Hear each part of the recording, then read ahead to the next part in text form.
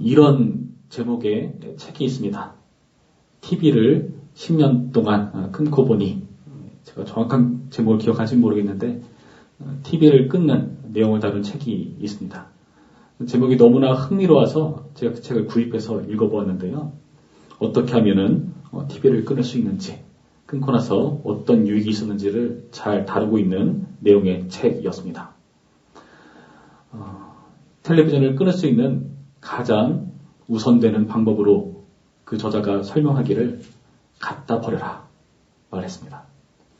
갖다 버릴 정도의 각오면은 정말 TV를 끊을 수 있겠다라는 생각이 듭니다. 뭐 한두 푼 한 것도 아니고 비싼 TV니까 말이죠. 그런데 저는 그 내용 가운데 보다 더 관심을 가진 건 TV를 끊는 그런 내용보다 왜 TV를 끊을 생각을 했는가 였습니다. 이 저자의 말로는 이전에는 본인이 TV를 굉장히 좋아했었다. 굉장히 즐겨봤었다. 많은 연예인들, 많은 가십거리들, 많은 기사와 소식들을 즐겨보는 사람이었습니다. 뿐만 아니라 이런 텔레비전 뿐만 아니라 게임하는 것도 좋아해가지고 맨날 게임 가운데 빠져 사는 그런 사람이었는데요. 어느 날부터 그런 생각이 들었다고 합니다. 수많은 사람들이 텔레비전 하는 연예인들과 그런 유명 인사들에게 주목하고 관심과 사랑을 쏟아내는데 정작 나의 인생은 어떠한가? 돌아보니 자신은 사람들에게 그렇게 인기를 끌 만한 사람도 못되고 관심을 받는 사람도 못되었다 고백을 하더라고요. 그런데 더 서글픈 것은 나조차도 나의 인생에 관심이 없고 텔레비전에 나오는 수많은 연예인들, 유명한 사람들에게 관심을 가지고 내 인생을 살지 않고 그 사람들의 인생에 관여하고 관심 가지고 참여하는 그런 자신의 모습을 보았다 말을 했습니다. 그러면서 TV를 끊어야겠다 다짐을 했다고 합니다. 서럽지 않습니까? 우리도 어떨 때는 나의 인생을 살기보다는 나 아닌 다른 것에 더 관심을 두고 정치라던가 어떤 연예라던가 그 수많은 기사들, 남의 얘기 이런 때만 너무 주목하는 것은 아닌가 하는 생각을 가질 때가 있습니다. 내가 나의 인생을 관심 가지고 신경 써야 되는데 정작 내 인생이 아닌 다른 인생을 살고 있는 모습은 아닌가 그런 염려가 드는 것이죠. 오늘 본문에서도 그 누구의 관심을 받지 못할 만한 그냥 평범해 보이는 사람들의 모습을 보여줍니다. 이 사람들은 이름이 등장하지 않습니다. 평범한 가정의 모습을 우리 가운데 소소하게 알려주면서 시작을 하는데요. 1절 말씀이 이렇게 되어 있죠. 레위 가족 중 한 사람이 가서 레위 여자에게 장가들어 그 여자가 임신하여 아들을 낳으니 그가 자식인 것을 보고 석 달 동안 그를 숨겼으나 레위 사람이 남자와 여자가 결혼해서 아기를 낳는 것은 너무나 이상적이고 그냥 평범한 사건일 것입니다. 특별히 이름도 등장하지 않는 부분에서 우리는 이 본문이 그들의 이름을 강조하는 것이 아니라 그냥 평범해 보이는 한 사건을 보여주는 것처럼 보입니다. 그런데 특별해지는 순간이 있습니다. 바로 자식을 낳는 순간이죠. 아들을 낳았다라고 표현했는데 그가 잘생겼다라고 말하고 있습니다. 잘생겼다는 의미가 어떤 의미일까요? 실제로 이 아기가 보기에 이뻐 보일 수 있겠다는 생각을 갖곤 하는데요. 그런데 원래의 본문상의 의미는 여기서 잘생겼다는 의미가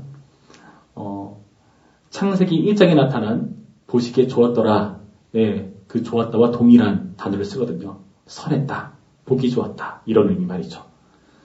창세기 1장에서는 하나님께서 언제 어떤 이유로 보시기에 좋았더라 라는 말씀을 하셨습니까?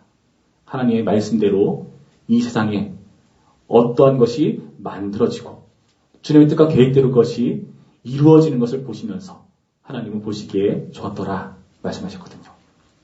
그런 의미에서 본다면 그 아들이 잘생겼다라는 의미는 단순히 생김새를 말하는 것만은 아닐 겁니다.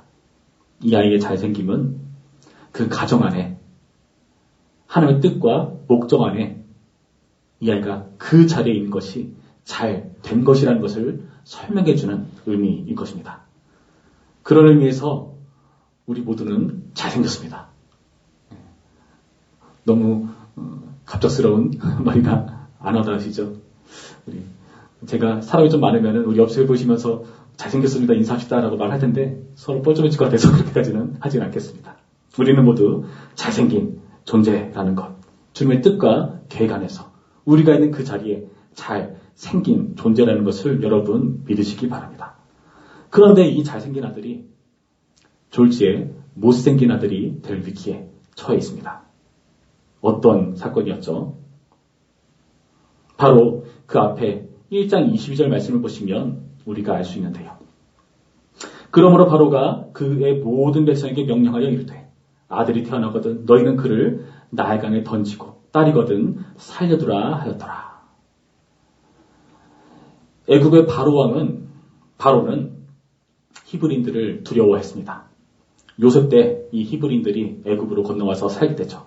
그러면서 잘 정하고 잘 지내고 더욱더 번성하고 강대해지는 것을 이 바로는 눈으로 확인합니다. 그러면서 두려워하죠. 이 민족이 다른 민족과 손을 잡고 우리를 공격하면 어떡하나 하는 걱정과 공포가 생겼습니다. 그러면서 명령을 내린 것이 그 나일강에 사내아가 태어나거든 던져버려라. 이렇게 말을 했다는 것이죠. 이 말에 의하면 지금 이 잘생긴 아들이 태어난 것은 졸지에 못생긴 아들이 되어버릴 위기에 놓이게 된 것이라 할 수 있을 것입니다. 그런 위기 속에서 그 아기의 어머니는 어떻게 했는가? 3절 말씀 보실까요? 더 숨길 수 없게 되면 그를 위하여 갈대 상자를 가져다가 역청과 나무진을 칠하고 아기를 거기 담아 나일강과 갈대 사이에 두고 어떤 일을 했죠? 아기를 나일강가에 두는 모습. 그 위기 가운데 어쩔 수 없기 때문에 아기를 포기해버린 행동일까요? 그렇지가 않죠. 3절 말씀의 표현에 의하면 분명히 그를 위하여 라고 말하고 있습니다. 아기를 위해 한 행동이었다. 결국 그 아기를 나일강에 두게 된 것은 더 숨길 수 없게 되었기 때문에 한 행동이라고 본문은 밝혀주고 있습니다. 그러니까 아무리 숨기고 숨겨서 이제 더 이상 숨길 수 없게 되는 지경에 이르러서야 어쩔 수 없이 한 차선택이라는 것을 기억할 필요가 있는 것입니다. 그리고 갈대상자는 어떻습니까? 물에 뜨는 그런 재료이죠. 역청과 나무진을 칠하고 역청이라는 것은 예전에 노아의 방주 그 재료가 아닙니까? 그만큼 물이 스며드는 것을 방지해 줄 수 있는 방수 처리할 수 있는 재료였던 것이죠. 그래서 그 안에 두어서 나일강에 두었다는 것은 그 여자가 할 수 있는 최선의 노력으로 아기를 위한 행동을 했다는 것을 우리에게 보여주고 있다는 것입니다. 포기하지 않은 것이고 할 수 있는 최선을 다한 것이다. 또 그 누이는 어떻습니까? 4절 말씀 그의 누이가 어떻게 되는지를 알려고 멀리 섰더니 모세의 누이면 나이가 많아봤자 얼마나 많겠습니까? 어린 나이일 것입니다. 그런데 이 누이 동안 자신의 할 수 있는 것을 다 하는 겁니다. 그 어린 나이에 동생에게 살 수 있는 것이 무엇이 있겠습니까? 그저 지켜보면서 어쩔 줄 몰라 하는 것이죠. 가까이 다가자니 두렵고 그렇다고 떠나오더니 마음에 걸리고 지켜보면서 무슨 일이 생기면 부모에게 알리는 수밖에 더 안 되지 않겠습니까? 다시 말해서 지금 이 아기의 가족들은 자신의 최선의 노력으로 아기를 위하는 행동을 하고 있다는 것입니다. 그런데 하필 문제가 발생합니다. 5절 말씀 보실까요? 바로의 딸이 가로 나일강으로 내려오고 시녀들은 나일 강가를 거닐 때에 그가 갈대 사이에 상자를 보고 시녀를 보내어 가져다가 열고 그 아기를 보니 아기가 우는지라. 그 갈대 상자를 들켜버렸습니다. 그런데 그 상대가 너무나 두려운 상대죠. 누구라고 소개합니까? 바로의 딸. 오늘의 본문은 계속해서 이 여성을 바로의 딸이라고 계속해서 반복해서 보여줍니다. 5절에 바로의 딸, 8절, 9절, 10절 계속해서 바로의 딸이라고 말하는 이유가 뭘까요? 애굽의 공주 이렇게 말해도 되지 않습니까? 당연히 바로를 강조하기 위한 수사라는 것이죠. 바로는 어떤 사람이었습니까? 히브리 남자 사내아기를 죽이려고 혈안이 되어 있었던 인물이지 않았습니까? 다시 말해서 지금 바로의 딸을 강조한다는 것은 그만큼 이 상황이 위기의 상황이다. 어려운 상황이다. 소망 없는 상황이다. 모든 게 다 끝장나버린 상황이다. 라는 것을 보여주는 표현이라는 것입니다. 가족들의 노력이 모두 허사로 돌아가 버릴 수 있는 그런 위기 가운데 있는 상황이라는 거죠. 여러분, 우리도 이럴 때가 많습니다.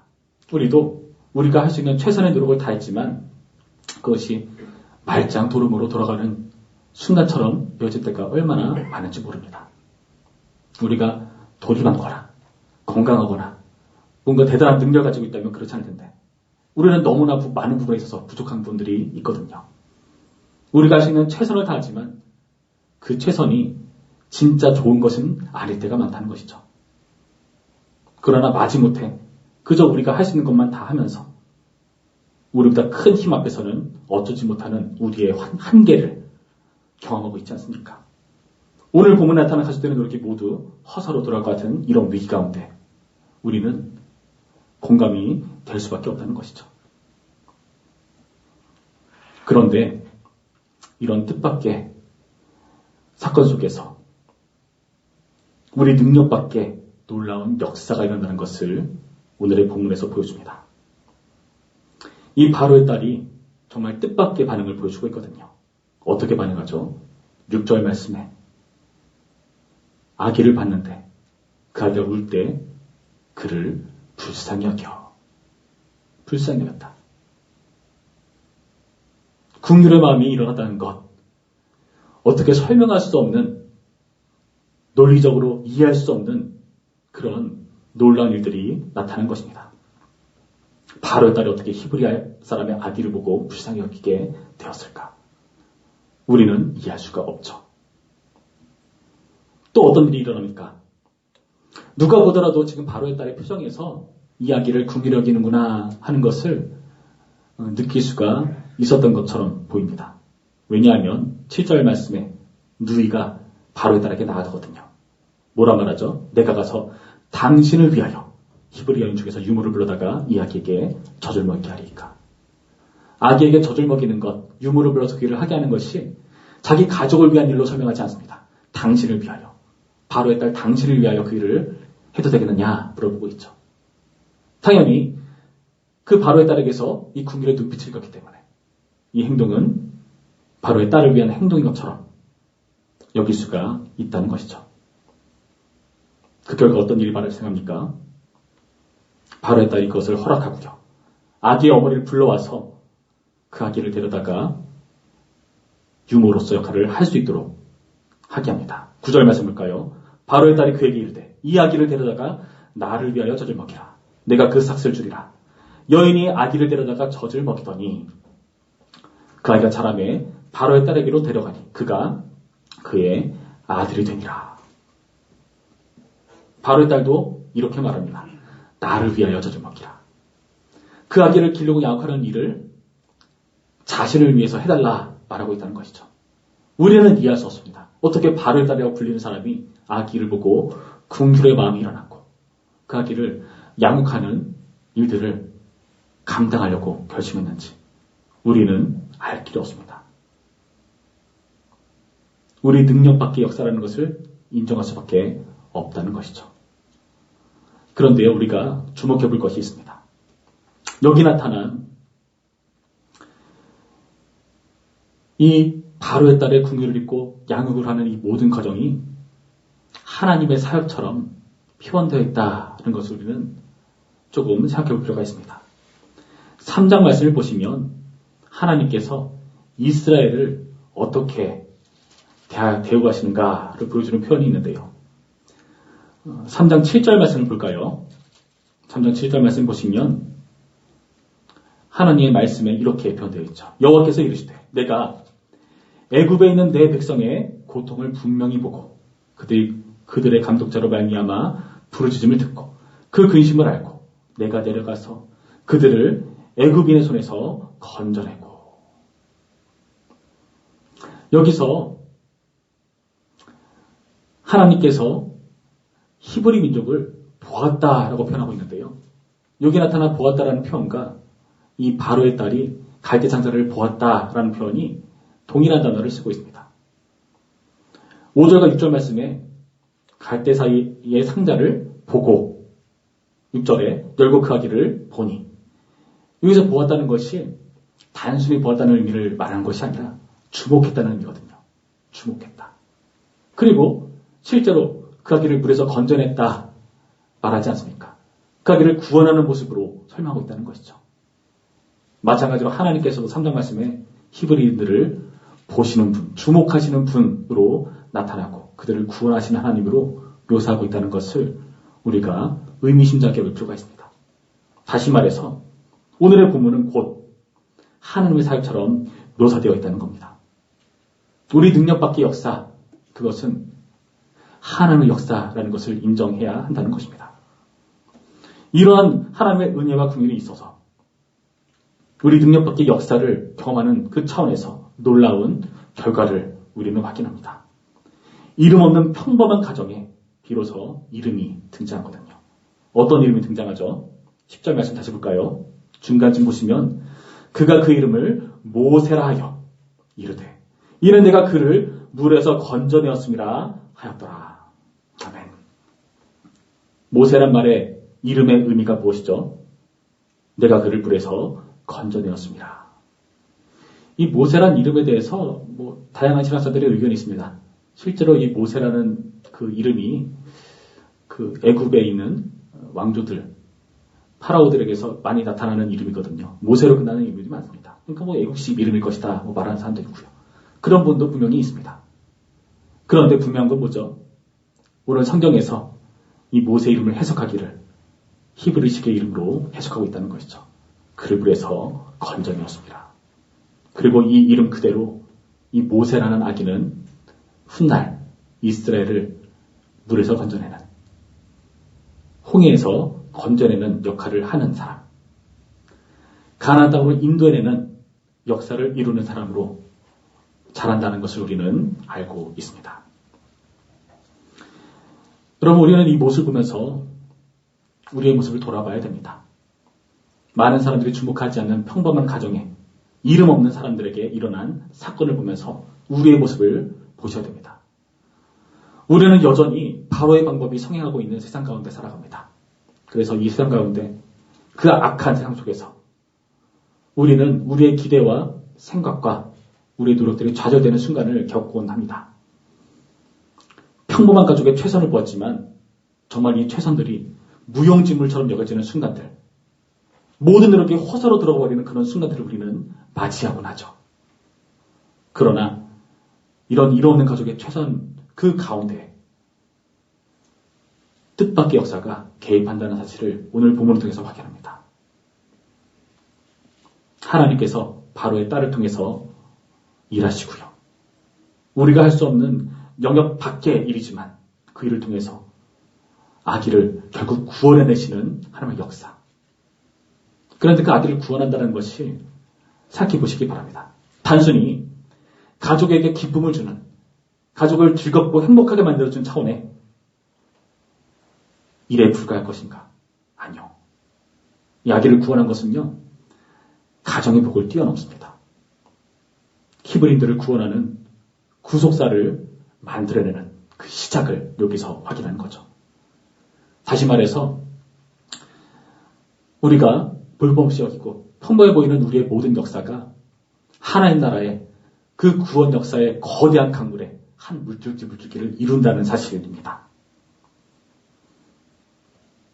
보잘것 없어 보이고 굳이 내가 하지 않더라도 아무런 변화가 없을 것 같고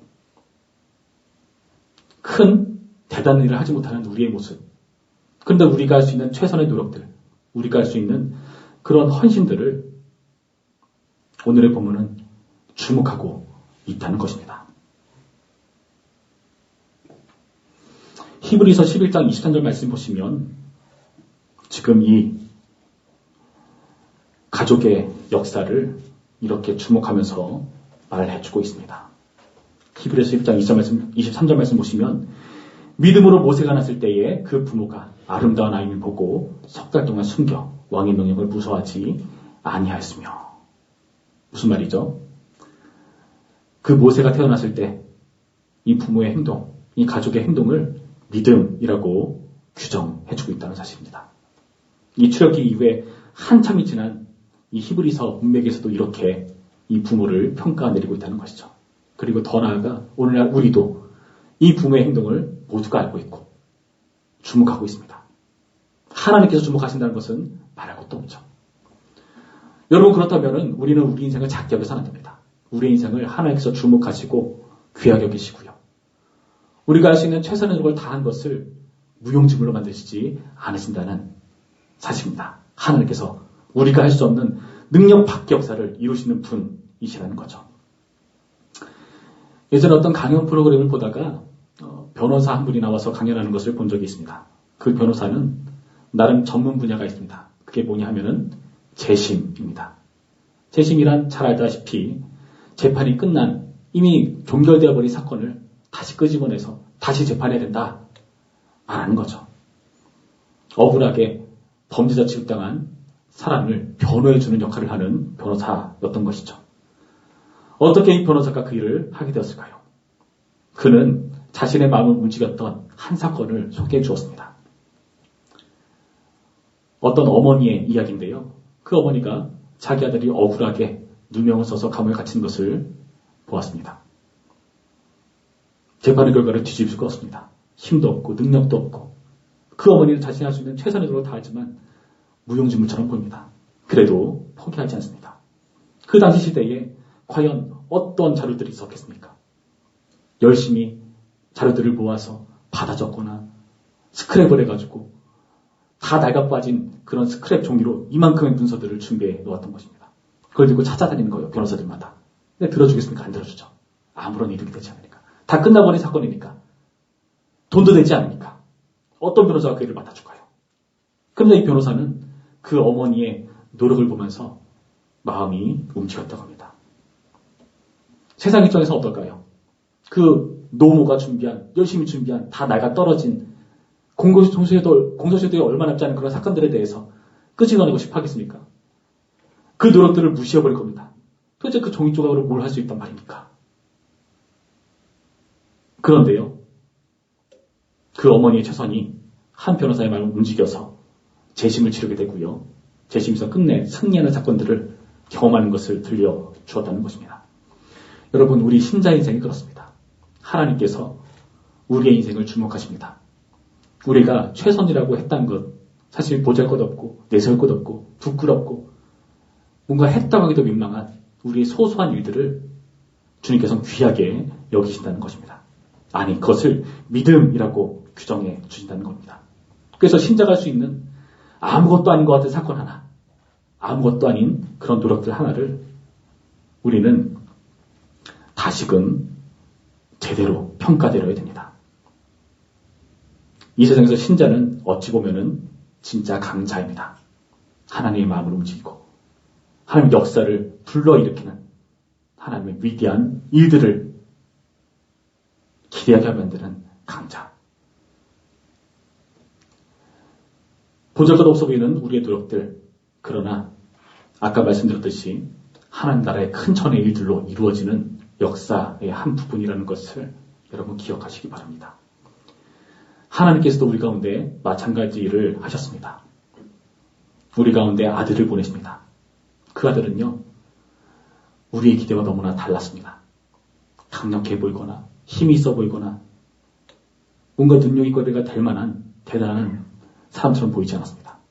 오히려 볼품없어 보였고 흠모할 구석이라고는 보이지 않는 그런 사람처럼 보였습니다. 평범한 목수의 아들이었고 이스라엘을 기대했던 로마 압제로부터 우리를 구원할 능력의 구세주, 그런 구세주는 거리가 멀어 보여서 이들은 배신감을 느낍니다. 자기 자신보다 구원하지 못하는 무능한 메시아로 이들은 여겼습니다.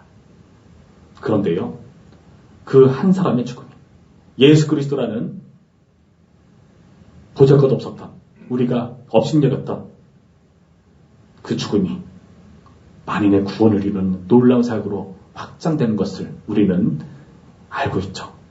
그리고 그 사역을 우리는 찬양하고 높이고 있습니다. 여러분, 오늘의 말씀을 통해서 이 예수님의 모습을 다시 한번 생각해 보기를 바랍니다. 주님께서 별것 아닌 것처럼 보이는 이름 없어 보이는 무명한 자에게 주목하시고 그의 최선을 통해서 우리가 할 수 없는 영역이라 할지라도 하나님께서 함께 일하시는 더 큰 천으로 갚아주시는 모습을 우리는 오늘 여기서 확인하는 것입니다.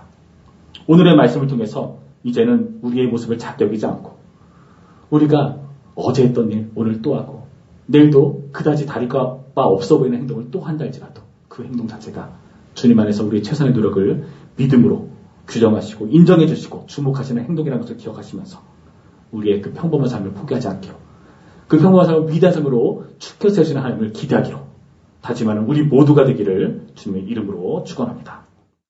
우리 다 함께 기도하겠습니다. 기도할 때 하나님 우리가 주님의 뜻 안에서 잘생긴 존재라는 것을 믿음으로 바라볼 수 있도록 인도하여 주시옵소서. 우리는 시시때때로 세상의 악행 속에서 우리의 모습을 작게 여기곤 합니다. 우리 스스로를 못생긴 존재로 규정하곤 합니다. 그러나 성경이 평가 내리기에 주님 안에서 그 뜻 안에서 우리가 있는 자리, 우리가 있는 이 시간 그 모든 것이 올바로 이루어진 잘생긴 존재로 그 자리에 존재한다는 사실을 주여 믿게 하여 주시옵시고 그 자리 안에서 우리가 쓴 최선의 노력을 기울일 수 있도록 인도하여 주시옵소서. 아무것도 하지 못할 것 같은 우리의 보잘것 없는 최선들이 우리가 할 수 없는 영역 가운데에서 개입하시고 일하시는 하나님의 능력을 기대하고 불러일으키는 놀라운 행동이라는 것을 우리가 인정하며 행동할 수 있도록 도와주시옵소서. 그래서 우리의 작은 헌신을 통해서 주님의 큰 나라의 일들을 이루어 주시옵시고 우리의 기도를 통해서 우리의 헌신을 통해서 우리의 최선의 노력을 통해서 하나님 나라의 놀라운 일들을 이루는 진정한 강자로 진정한 신자로 살아갈 수 있도록 도와주시옵소서. 우리 다 함께 기도하겠습니다.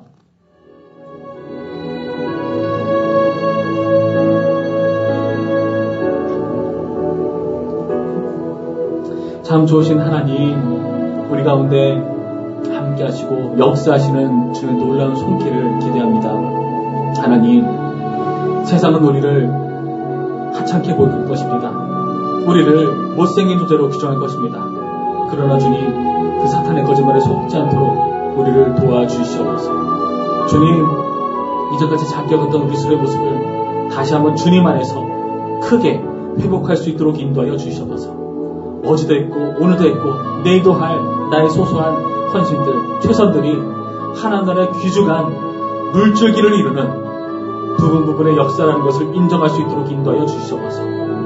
우리의 작은 노력이 주님 나라에서 큰 일이라는 것을 믿게 하여 주시옵소서. 주님, 우리는 무명한 존재입니다. 익명의 존재입니다. 사람들이 인정하지 않고 하찮게 여기고 외면해버리는 그런 약한 존재입니다. 그러나 주님, 우리는 신자입니다. 예수님을 믿고 신뢰하며 하나님의 인도하심을 따라가는 주님의 믿음의 신자로서 살아갑니다. 주여, 우리를 믿음의 사람으로 규정하시는 하나님 감사드립니다. 잘생긴 존재로 우리를 이 땅 가운데 두셨고 그 역할을 감당하게 하시니 감사드립니다. 우리가 할 수 없는 영역 때문에 주눅들거나 위축되지 않게 하여 주시옵시고 하나님의 크신 역사를 기대하며 소망하며 오늘도 포기하지 않고 기대하고 희망하며 하나님을 의지하며 오늘 하루에 주어진 역할들을 충성스럽게 진실되게 최선의 노력으로 감당할 수 있도록 인도하여 주시옵소서. 그 과정을 통해서 놀라운 한나라의 역사를 보게 하여 주시옵시고 그 열매를 확인하며 기뻐하며 찬양할 수 있도록 우리를 붙드시고 도와주시옵소서. 참 좋으신 하나님 감사드립니다. 우리를 이 땅 가운데 잘생긴 존재로 두신 하나님, 주님을 신뢰하며 세상의 거짓말에 속지 않고 오늘의 역할들을 감당하기로 다짐합니다. 주님, 우리 가운데 용기를 주시옵시고 믿음의 눈을 허락하여 주시옵시고 주님을 의지하며 살아갈 때에 우리의 작은 최선들이 하나님 나라의 놀라운 차원으로 발전하고 확장되며 이루어지는 것을 보는 그 놀라운 과정으로 우리를 초대하시고 인도하여 주시옵소서. 그 일들을 우리 가운데 보여주시고 확인시키실 주님을 기대합니다. 예수님의 이름으로 기도합니다. 아멘.